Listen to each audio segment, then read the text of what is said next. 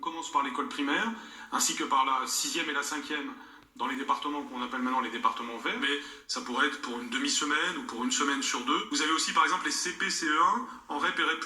Ils sont déjà 12 élèves, donc ils pourront fonctionner dès le début, mais c'est forcément des classes qui alternent. Nous n'ouvrirons probablement pas la deuxième année de classe prépa de toutes les façons, mais pour les 2 années de BTS et la première année de classe prépa, le sujet reste ouvert jusqu'à début juin. Et c'est symétrique chez les élèves. Soit un élève a été envoyé par sa famille, soit cet élève, par exemple pour des problèmes de santé, n'a pas été envoyé par sa famille, il est donc dans le travail à distance, réalisé avec les professeurs qui sont dans le travail à distance.